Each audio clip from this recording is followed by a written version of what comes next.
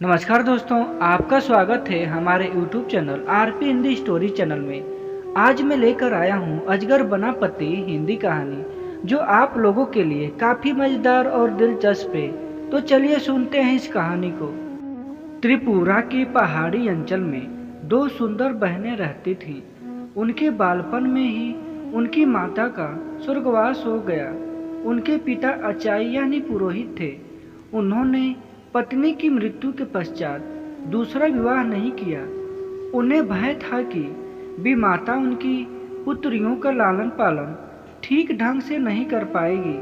पिता के स्नेह दुलार में पुत्रियां पली बढ़ीं। अचाई यानी पुरोहित की आमदनी बहुत कम थी। वह झूम खेती के द्वारा आजीविका कमाता था। उसकी पुत्रियां भी पिता की परेशानी समझती थी, अतः वे अपने पिता से अनुचित मांग नहीं करती थी। वर्षा ऋतु में उनके कष्ट और भी बढ़ जाते। कई वर्षों से मकान की मरम्मत नहीं हो पाई थी, अतः बरसात का पानी घर में घुस जाता। यूं तो उनका घर एक ऊंचे मचान पर था, किंतु पानी वहां भी पहुंच जाता। एक दिन दोनों बहनें खेत से थककर लौटी।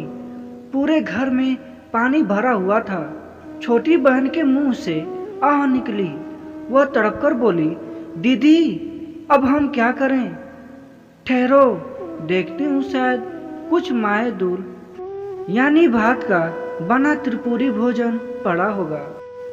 अभी उसे खाकर ही भूख मिटाते हैं, कहकर बड़ी बहन ने सांत्वना दी। बड़ी बहन ने थैला टटोला, किंतु खाने को कुछ नहीं मिला। सब कुछ बरसात के पानी में भीगकर खराब हो गया था। उसकी आंखों में आंसू आ गए। छोटी बहन का दुख वह सह न सकी। उसने प्रतिज्ञा की कि मैं उसी को अपना पति मानूंगी जो मेरे घर को संवार देगा। जिस तरह सबके कष्ट दूर होते हैं, उसी तरह वह दुख भरी रात्रि भी बीत गई। अगले दिन जब दोनों बहनें घर लौटी तो घर की काया पलट देखकर दंग रह गईं। सारे घर की मरम्मत की गई थी तथा खाने पीने का सारा सामान भी मौजूद था। इतने खाद्य पदार्थ उन्होंने पहले कभी नहीं देखे थे। अचाई ने भी घर का परिवर्तन देखा तो उत्साह के साथ बोला, हो न हो, यह तो वन देवी की कृपा है। उससे तुम लोगों का कष्ट नहीं देखा गया, इसलिए उसने हमारी सहायता की है।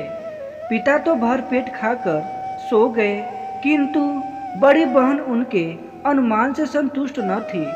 वह चांदनी रात में बाहर आकर खड़ी हो गई। तभी उसकी नज़र एक विशालकाय अजगर पर पड़ी। वह अजगर उनके घर से निकलकर जा रहा था। बड़ी बहन ने उसी क्षण निर्णय ले लिया कि वह अजगर को ही अपना पति मानेगी। उसे पूरा विश्वास था कि उनके घर की दशा संवारने में अजगर का ही हाथ है। छोटी बहन के लाख समझाने पर भी वह अकेले खाना खाने नहीं बैठी।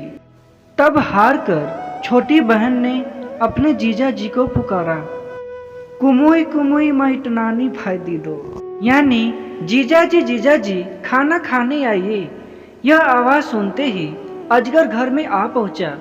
दोनों बहनें उसके विशाल स्वरूप से घबरा गईं, किंतु वह शांति से भोजन करके लौट गया। यह क्रम काफी समय तक चलता रहा। एक दिन अचाई यानी पुरोहित को पता चला तो वह आग बबूला हो उठा। उसकी सुंदरी पुत्री एक अजगर को पति माने, यह उसे स्वीकार न था। जब बड़ी बेटी खेत पर गई तो उसने छोटी बेटी से कहा, तुम रोज की तरह जीजाजी को पुकारो। छोटी ने समझा कि शायद उसे मिलना चाहते हैं। उसने फिर हाँक लगाई, कुमोई कुमई माइटनानी फायदी दो, यानी जीजाजी आइए। अजगर ज्यों ही मचान के पास पहुंचा, आड़ में छिपे अचाई यानी पुरोहित ने तेज हथियार से उसके टुकड़े टुकड़े कर दिए। छोटी फूट फूट कर रोने लगी। बड़ी बहन ने जब अपने अजगर की मृत्यु का समाचार सुना तो वह दुखी हो गई। कुछ ही दिनों में उसके मन में अजगर के प्रति प्रेम भाव जाग गया था। उससे वियोग की कल्पना से वह भयभीत हो उठी। बिना एक शब्द कहे वह नदी की ओर चल दी। छोटी बहन भी उसके पीछे चल दी। बड़ी ने आंखें बंद की और रोती रोती नदी के पानी में उतरती चली गई।